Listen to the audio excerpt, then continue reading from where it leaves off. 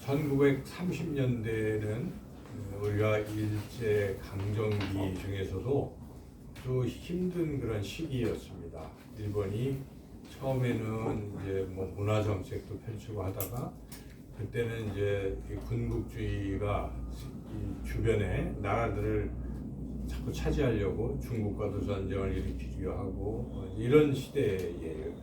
그래서 상당히 우리나라에 대한 압박도 심했는데 우리도 이에 맞서서 임시정부에 의해서 여러 애국지사들이 독립운동을 활발히 했습니다. 그 중에 여러분들이 계시지만은 윤봉길이라는 분이 계십니다.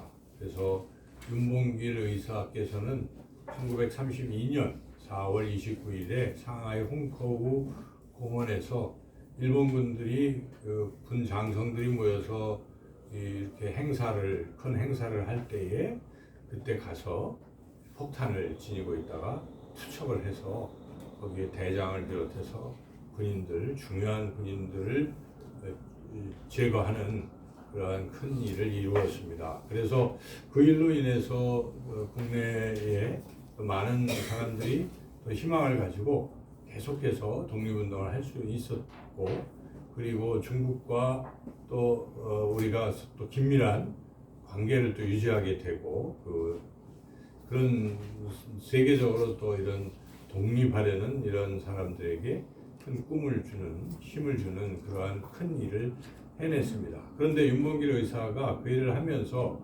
여러 동지들에게 약속을 했습니다. 제가 이 목숨을 바쳐서라도 이 일을 꼭 하고 조국의 독립을 위해서 헌신하겠습니다. 그 약속을 했는데 가서 막상 이제 던지고 그러면 또 잡히고 죽는 것 뻔히 아니까 얼마나 갈등이 있었겠습니까? 사람이 목숨을 이렇게 버리는 것은 쉬운 일이 아닌데 그래도 동지들과 한 약속, 또 조국 독립에 대한 그 꿈, 이런 것들이 있었기 때문에 약속을 지키려고 그런 것을 결행을 했고 그 뒤에도 변절하지 않고 결국 형장의 이슬로 사라졌지만 윤봉길 의사의 그 행위는 아직도 우리 국민들의 마음에 남아 있는 것입니다. 그가 한 그 애국, 특별히 무엇보다도 약속을 한 것을 지킬 수 있는 그것은 참으로 귀한 것입니다.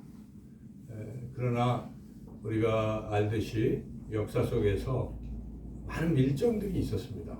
처음에는 나라를 위해서 같이 뭐 독립운동도 하고 그러다가 나중에 변절을 해서 결국은 우리 독립운동하는 사람들을 밀고 해서 더 큰 피해를 입히는 밀정들도 있어요. 그들은 분명히 같이 모였을 때는 조국의 독립을 위해서 함께 하자 하고 약속을 했는데 그 약속을 배신한 것입니다. 헌신짝처럼 내버린 것입니다.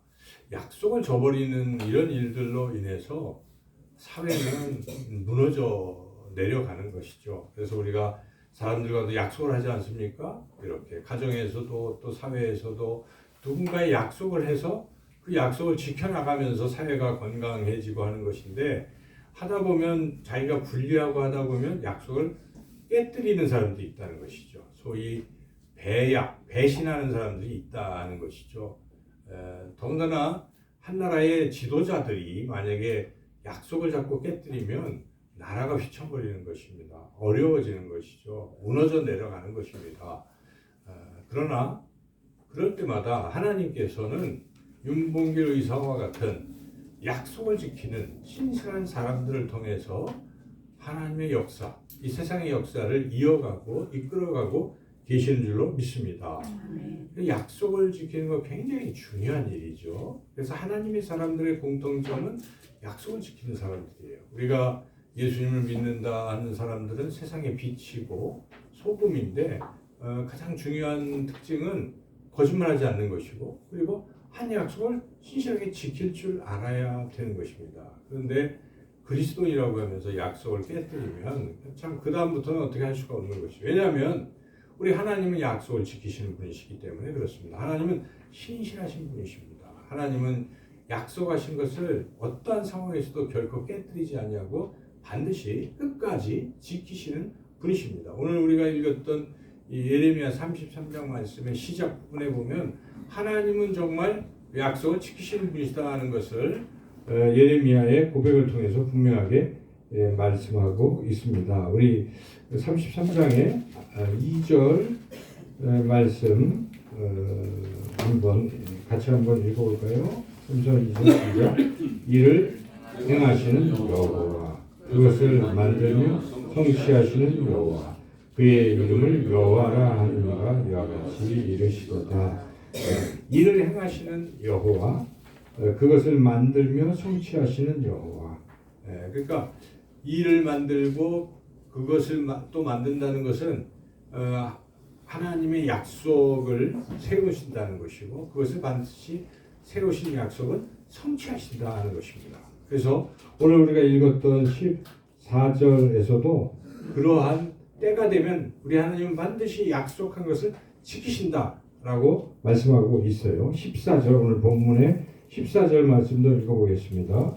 여호와의 말씀이니라. 보라, 내가 이스라엘 집과 유다 집에 대하여 일러준 선한 말을 성취할 날이 이르리라. 선한 말 무엇이겠습니까? 하나님의 약속입니다. 하나님의 약속을 성취할 날이 반드시 이를 것이다 하는 것이죠. 그래서 그것은, 그 날이 이른다는 것은 예수님을 보내주시는 날이 이를 것이다 하는 것의 의미도 있고, 그리고 1차적으로는 당시에 그 예레미야 시대라고 하면 바벨론의 침공 등으로 이 남유다가 이제는 무너지고 포로로 끌려가고 하는 그런 거죠.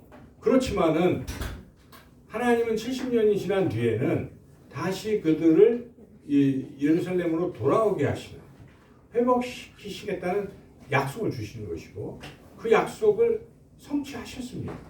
그래서 그러한 일도 이 약속, 예레미야를 통해서 하신 약속은 단순히 이스라엘이 예루살렘으로 돌아오는 그 일만 말씀하신 것이 아니라 예수 그리스도께서 이 땅에 오셔서 세상을 구원하시는, 이것도 같이 포함되어 있는 것입니다. 그리고 또 더 나아가서 미래에 우리 주님이 다시 재림하셔서 그 약속을 성취하시는 것까지 포함하는 것입니다.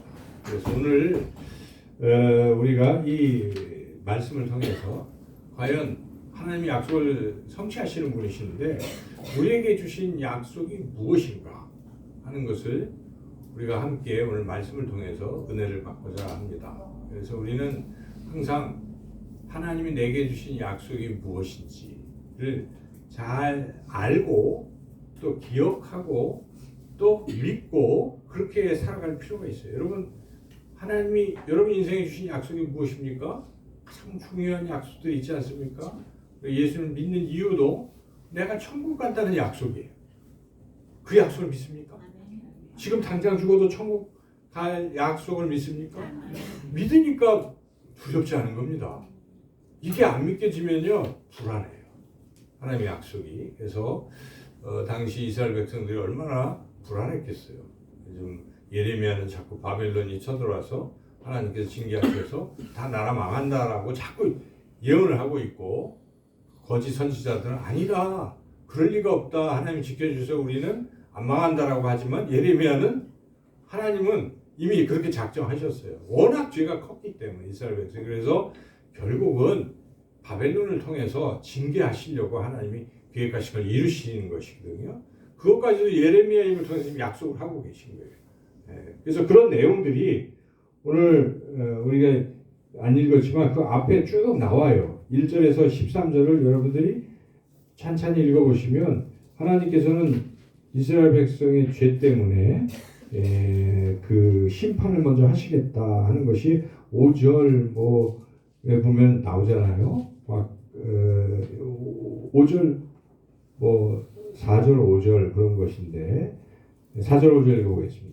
이스라엘 하나님 여호와께서 말씀하시니라. 우리가 이 성읍의 가옥과 유다 광궁을 헐어서 갈대아인의 참호와 칼을 대항하여 싸우려 하였으나 내가 나의 노여움과 분함으로 그들을 죽이고 그들의 시체로 이 성을 채우게 하였나니 이는 그들의 모든 악행으로 말미암아 나의 얼굴을 가리어 이 성을 돌아보지 아니하였습니다. 망하는 겁니다. 이걸 지금 예언하고 있는 것이에요. 이걸로 끝나는 게 아니고 하나님은 어떤 분이신가? 우리를 진멸하지는 아니하십니다.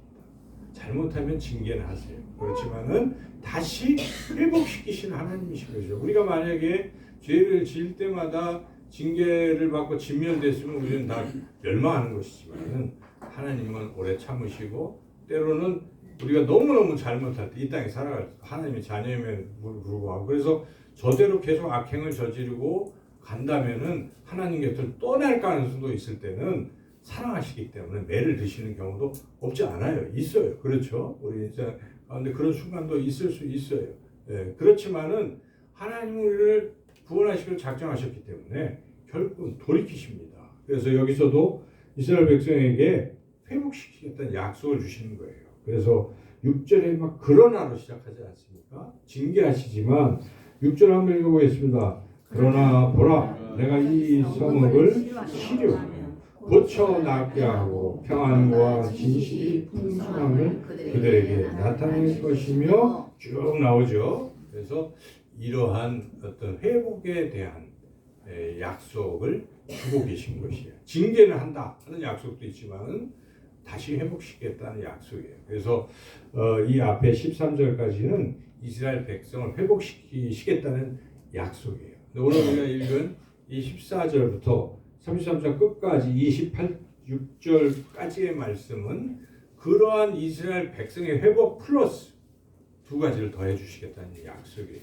두 가지는 이스라엘을 이제 하나님의 그 위임을 받아서 다스리는 왕들 있지 않습니까?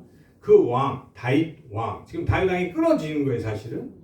그렇지만은 이 다윗 왕이 원래 다윗 언약은 계속 영원히 계속될 것이라는 약속이잖아요. 그런데 영원히 끊어지지 않을 것이다는 그것에 대한 약속 하나와 그리고 레위인들이 제사를 드리잖아요. 제사장들.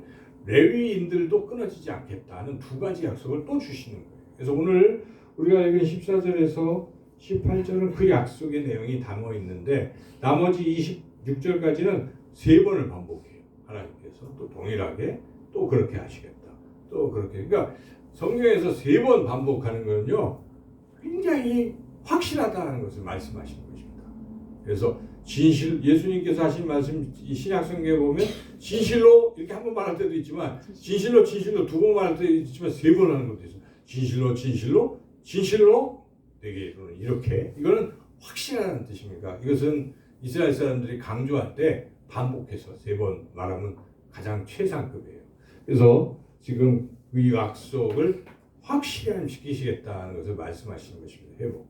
그래서 크게 이 세 가지가 나오는 거예요. 이스라엘 백성의 회복과 왕과 그리고 제사장 그건데 이것이 이제 실제 역사적으로는 애매하잖아요.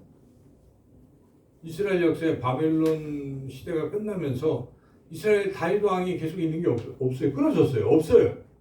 역사적으로. 그렇죠. 성취가 안 된 것인가? 아닌 거예요. 그 의미를 영적 의미를 우리가 잘 해석해야 돼요. 그래서 신약의 마태복음부터 복음서를 보면 그 약속하신 그 왕, 다윗 왕의 후손으로서의 왕이 누구라는 것입니까? 예수 그리스도라는 것을 말씀하고 있는 것입니다. 네, 그래서 여러분들이 신약 마태복음 1장에 봐도 이게 왜 다윗 얘기가 자꾸 나오는 것인가? 족보에도 다윗의 후손, 아브라함과 다윗의 자손, 예수 그리스도의 세계라 이렇게 나가잖아요. 그래서 그 다윗의 후손이 뭐가 중요한 것인가? 그것은 그 영원히 왕위가 계속되는 약속을 무엇으로 예수님 하나님께서 이루신 것이냐면 예수님을 보내주심으로 만왕의 왕이시고 영원한 왕이신 예수님. 영원한 왕이니까 끊어지지 않는 거 아니겠어요? 영원하니까. 그래서 그 약속이 이행됐다는 것이고 제사장도 마찬가지예요. 여러분 제사장도 끊어졌어요. 그죠? 레위인들도 이게 안 돼요. 없어요. 왜냐하면 성전이 무너졌는데요. 다시 스룹바벨을 통해서 성전 재건을 했지만 AD 70년에 로마가 푸싸그리 무너뜨렸잖아요. 헤롯이 잠깐 만든 것도 다 무너져가지고 이스라엘 성전이 없어졌어요. 예, 그랬죠. 그래서 이 성전이 없는데 무슨 제사장이 있겠어요? 없는 거예요. 그런데 여기 제사장이 또 영원히 계속된다는 건 무슨 뜻이겠어요? 영원한 제사장이신 예수님을 말씀하시는 거예요. 그래서 구약은 사실은 그냥 단순히 역사적인 이스라엘 역사로만 보면은 의미를 제대로 파악하는 것이 아닙니다. 우리가 이런 영적 해석이 필요한 것인데 그 부분이 예수님을 계속 예언하고 있다는 이런 우리가 믿음을 가지고 이것은 바로 예수 그리스도를 말씀하시는 것이구나 하는 것을 우리가 깨달아야 하겠습니다. 그래서 오늘 조금 더 살펴보면서 이 약속이라는 것이 과연 어떤 것인가? 제가 순서를 좀 바꿔서 우리 자신에게도 이 약속은 그대로 성취되는 것이기 때문에 우리에게 이루어진 그런 것들로 생각할 때 크게 세 가지라고 볼 수가 있어요. 첫째는 죄사함의 약속이에요. 그 다음에 죄사함을 받고 우리가 어떻게 되는 거예요? 의롭게 되는 거예요. 그죠? 죄가 없어지면 그 다음에 의인이 되잖아요. 의인이 되어서 죄사함 받는 게 아니에요. 그죠? 죄가 있어요. 우리가 죄인인데 죄가 없어졌어요. 그럼 어떻게 됐어요? 그 결과 의롭게 되는 거잖아요. 그래서 죄사함, 의롭다 하심, 그러면 어떻게 되겠어요? 이제 의인이니까 구원받는 거예요. 구원. 이 세 가지의 약속이 오늘 본문 말씀에 들어있다는 것입니다. 그래서 우리가 한번 생각을 깊이 해보면 첫째 약속은 우리의 죄가 사해졌다는 약속인데 18절에서 우리가 그것을 알 수가 있습니다. 오늘 본문 18절을 같이 한번 읽어보겠습니다. 내 앞에서 번제를 드리며 소제를 사르며 다른 제사를 항상 드릴 레위 사람 제사장들도 끊어지지 아니하리라 하시니라. 이 부분이 항상 끊어지지 않는다라는 표현은 영원하다 하는 뜻이에요. 그래서 이것은 단순히 레위의 제사장들은 영원할 수가 없습니다. 누굴 말합니까? 영원한 제사장이신 예수 그리스도를 말하는 것이에요. 제사장의 역할은 하나님과 인간 사이를 중보하는 사람 아니에요? 중보하는 위치에 있는 거예요. 그래서 연결해 주는 거예요. 죄인인데 하나님 앞에 나가게 하기 위해서 죄를 용서해 주고 연결해 주는 거, 화목하게 하는 거. 바로 예수님이 제사장 역할을 한 것입니다. 그래서 이러한 영적 해석을 잘 이해하시려면 여러분들이 신약 성경에 히브리서를 읽어보면 알 수가 있어요. 히브리서에 그게 잘 나와 있어요. 거기에 보면 이런 구약의 이 제사장의 영원한 제사장, 그리고 예수님은 제사장만 된 것이 아니라 제물도 되셨어요. 희생 제물도 친히 십자가에서. 그래서 그 제물도 드렸고 제사장도 되는 두 가지 역할을 하잖아요. 그래서 예수님은 레위 지파의 그 반차를 따른 것이 아니라 멜기세덱의 반차를 따른 제사장이라고 나오잖아요. 그래서 앞에다 큰 대자라는 타이틀을 붙입니다. 대제사장이신 예수 그리스도, 영원한 제사장, 이렇게 말씀하고 있어요. 그래서 그 의미를 잘 이해하실 수가 있는데, 그래서 그 히브리서에 나오는 의미를 우리가 생각해 보면 우리 예수님은 자신이 희생제물이 되어서 영원한 효과가 있는 제사를 제물로서 딱 한 번만 드렸습니다. 그래서 이것을 흔히 영단번 제사라고 해요. 영원한데, 효과는 영원한데 한 번만 드리면 돼요. 그런데 구약에서는 어떻습니까? 영원하지가 않아요. 희호가 있어요. 그래서 한 1년마다 그렇게 대속죄일마다 대제사장이 들어가서 한번 드려야 모든 죄가 사해지잖아요. 근데 1년 또 지나면 죄를 지니까 또 들어가야 돼요. 이렇게 되는 것이죠. 근데 제사장이 사라지면 어떻게 됩니까? 이스라엘 백성들이 큰일 났잖아요. 그런데 우리 예수님은 딱 한 번에 그 모든 것을 다 행하신다. 더 이상 제사는 필요가 없다. 이렇게 히브리서가 단언하고 있어요. 왜냐하면 예수님은 스스로 완벽한 제물이 되셔서 또 완벽한 영원한 대제사장이기 때문에 한 번에 모든 것을 다 해결하신 것입니다. 그래서 우리가 그 히브리서를 읽다 보면은 큰 은혜를 받게 돼요. 야, 내가 죄사함 받은 것은 한 번 내가 예수님 믿음으로써 영원히 사함 받는 거구나 하는 확신이 들게 됩니다. 그래서 내가 과거에 지었던 죄, 현재 짓고 있는 죄, 앞으로 지을 모든 죄가 다 완벽하게 용서받은 것입니다. 예수님의 십자가 보혈로 그렇게 용서받은 거예요. 이걸 말씀을 통해서 확신을 갖게 되면은 우리가 때로는 살다 보면 어떻습니까, 여러분? 죄를 안 짓습니까? 지난주에도 또 뭐 하다가 또 넘어지잖아요. 그럴 때 어떤 생각이 들어요? 순간 내가 이래도 구원을 받을 수 있을까? 당연한 것이죠. 여러분 뻔뻔하게 그렇게 안 돼요. 그죠? 나는 마귀가 또 참석까지 같이 해요. 네가 무슨 목사냐, 장로냐, 권사냐, 뭐 집사냐, 성도냐, 막 이렇게 얘기할 거 아니에요. 그러면 어떻게 할 길이 없잖아요. 그때 뭐가 나가는 거예요? 예수님의 십자가, 보혈, 영단번의 제사로 나의 모든 죄가 한 번에 완전히 해결됐다는 확신을 우리가 또 다시 갖게 되는 것인데, 근데 그 확신이 바로 안 들어요. 그죠?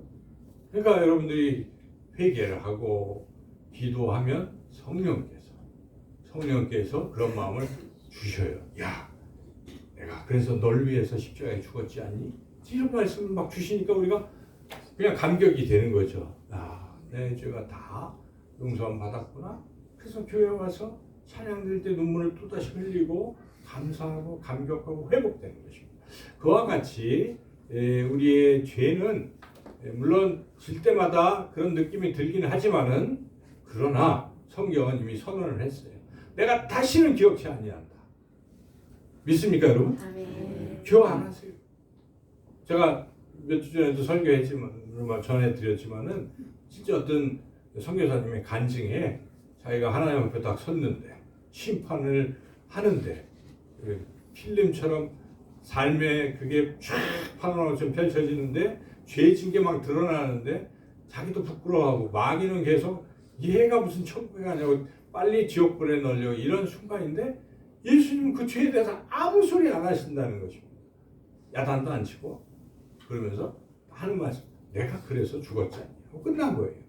그래서 그냥 지옥 안 가는 것입니다. 그게 은혜예요. 그래서 우리의 모든 죄는 주님이 깊은 곳에 빠뜨리시고 다시는 기억지 아니하신다. 성경에 나와 있습니다. 그래서 그와 같이 예수님의 그 보혈, 피는 귀한 것입니다. 영원한 효과가 있다는 것 한 번이지만 그걸 믿으시기를 주님의 이름으로 축원합니다. 그래서 그와 같이 그런 약속이에요. 이 약속을 우리가 늘 잊지 마시고 나의 죄사함은 영원하다 하는 것을 믿어야 합니다. 두 번째의 약속은 우리가 의롭다함을 얻는 약속인데요. 16절 한번 15절 같이 한번 읽고 15절 읽어보겠습니다. 그때 내가 다윗에게서 한 공의로운 가지가 나게 하리니 그가 이 땅에 정의와 공의를 실행할 것이라. 그때는 마지막 날을 말해 종말의 때예요. 종말의 때에 이 다윗에게서 한 공의로운 가지, 예수님을 말씀하시는 거죠. 그분이 심판주로 오시잖아요. 마지막 때에 심판하실 때에 뭘로 하시냐면 정의와 공의로 실행을 하시는 것인데, 그 정의와 공의는 뭡니까? 죄진 것에 대해서는 죄라고 얘기하는 게 정의예요. 그렇죠? 그게 사라지면 어떻게 되겠어요? 공의가 사라지면요, 세상은 무법천지가 되는 것입니다. 그래서 우리가 검사도 있어야 되는 것이고요, 판사도 있어야 되고 그런 거예요. 그 제도가 없으면 어떻게 되겠어요? 이 나라가. 그죠? 죄 짓고 다 그냥 그렇기 때문에 그게 있다는 것이죠. 예수님은 다 심판하시는 것이죠. 그런데 예수님은 죄진 것에 대해서 다 심판하세요. 죄에 졌으니까. 그런데 그게 정의예요. 공의예요. 그런데 예수님을 믿으면 우리가 죄사함을 받고 나서 우리한테 뭐가 임하냐면 의가 임해요. 근데 이 의는 의의 전가라고 하는 것입니다. 그러니까 우리가 스스로 의로운 게 아니에요. 예수님은 의로우신 분 아니에요? 의잖아요. 근데 예수님의 의가 우리한테 전가가 된다고 해요. 신학적으로 어려운 말이죠. 의의 전가라고 그렇게 합니다. 그래서 의의 전가가 되면은 우리가 이제 의인이 되는 것인데 어떻게 해서 의의 전가가 일어날까 나한테 의가 그것은 예수 믿으면 여러분 예수 믿는다는 것은 긍정만 하는 게 아니잖아요. 영접 기도를 하면서 예수님 모셔드리죠. 이 행위가 없으면 안 돼요. 그래서 영접하는 자 그 이름을 믿는 것입니다.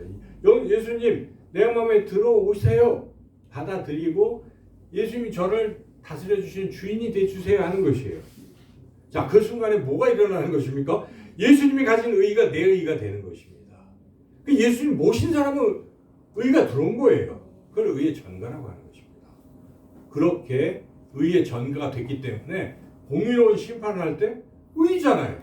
이미 의를 입었어요. 그렇기 때문에 심판할 때 당연히 의인이 된 거예요. 그래서 그런 것을 우리가 칭의라고 하는 것이고 의롭다 하심을 얻는 것입니다. 성경에 나와요. 로마서 3장 21절 한번 찾아볼까요? 신약 성경 로마서 3장 21절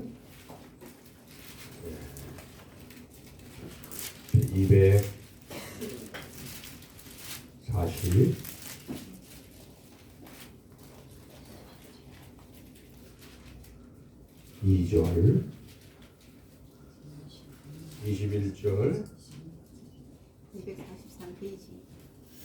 예, 같이 한번 읽어볼까요? 시작. 이제는 율법 외에 하나님의 한 의가 나타났으니 율법과 선지자에게 증거를 받은 것이라. 예, 그래서 그 22절 곧 예수 그리스도를 믿음으로 말미암아 모든 믿는 자에게 미치는 하나님의 의인이 차별이 없느니라. 그렇죠, 여러분. 하나님의 의, 예수님이 가지신 의가 차별 없이 믿는 자에게 임한다는 것입니다. 이게 의의 전가를 설명하고 있는 것입니다. 그래서 여러분 믿으시길 바랍니다.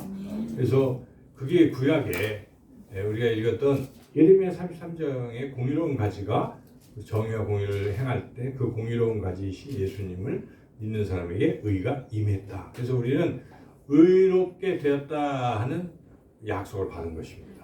그래서 우리가 마귀는 계속 불의하다고 참소하지만 이 약속을 믿어야 돼요. 이걸 믿고 있고 그래서 심판대 앞에서도 나의 의가 아니라 예수님의 의로 심판받는 것입니다. 그래서 이 약속을 확실하게 가져야 돼요. 우리 신앙에 이것도 모르고 신앙생활을 하게 되면은 불안해요. 내가 죽어도 천국 갈까? 맨날 그런 의심. 그러다가 어떻게 됩니까, 여러분? 이단이 딱 침투합니다. 그런 사람에게는 구원 받았어? 물어봐요. 언제 구원 받았어? 구원파. 그죠? 맨날 며칠. 그리고 예수님이 뭐 그 의롭게 해주는 게 충분한 것 같아? 예수님 실패했어. 통일교. 문선명하고 피바람해야 돼. 이게 통일교예요. 다 그렇게 나타나는 거예요, 이단들이. 그래서 뭐 몰몬교? 뭐 몰몬교 잡다하게 성경 말고 4개 또 다른 걸 조셉 스미스가 만들어서 이것도 뭐 해야 돼. 다 그런 거예요. 여호와 증인 구약의 율법을 다 지켜야 돼. 그래서 안식일을 지켜야 돼. 다 율법으로 하나님의 의를 퇴색시켜 가는 거예요. 그래서 구원을 막 흔들어요. 근데 우리가 그런 거에 안 빠지려면 오늘 지금 주신 이 말씀대로 예수님의 의를 내가 받아서 나는 의인이에요. 그죠? 믿으시면 아멘 하시기 바랍니다. 아멘. 그래서 흔들리지 않는 거예요. 이단 아무리 와도 우리가 물리치는 것입니다. 마지막으로 세 번째로 하나님의 약속은 오늘 본문에 그냥 글자로 나타나 있습니다. 16절 같이 한번 읽어보겠습니다. 시작. 그날에 유다가 구원을 받겠고 예루살렘이 안전히 살 것이며 이 성은 여호와는 우리의 의라는 이름을 얻으리라. 구원을 받겠고 구원으로 완성이 되는 거 아니겠습니까? 그래서 순서가 제사함 받죠, 그죠? 그리고 의롭게 되었습니다. 당연히 우리가 의인이니까 죄가 없으니까 하나님과 어떻게 돼요?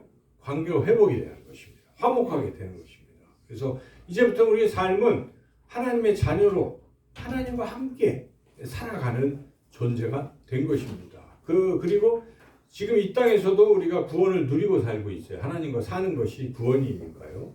그런데 죽어서도 영원히 하나님 나라에서 삼위일체 하나님과 함께 살아가는 상태, 이게 구원이에요. 구원.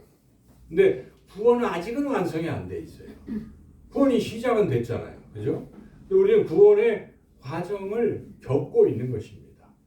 그런데 반드시 구원은 완성될 걸 믿습니다. 아멘. 예수님 믿기 때문에 우리는 영화가 되어서 하나님 나라에서 죽어도 예수님 재림하실 때 몸도 부활해서 영원토록 하나님 나라에서 살 것이다 하는 구원, 그 구원의 상태를 우리가 또 선물로 받은 것이, 선물은 하나님이 주신 거예요. 믿음도 선물이고, 그래서 하나님의 구원은 선물이라고 분명히 말씀하고 있습니다. 이러한 세 가지 약속을 여러분 항상 기억하시길 주님의 이름으로 축원합니다. 아멘. 이걸 기억하면 기쁨이 넘치잖아요. 나 구원 받았네. 그러니까 나를 구원하신 예수님을 사랑하지 않을 수가 없어요.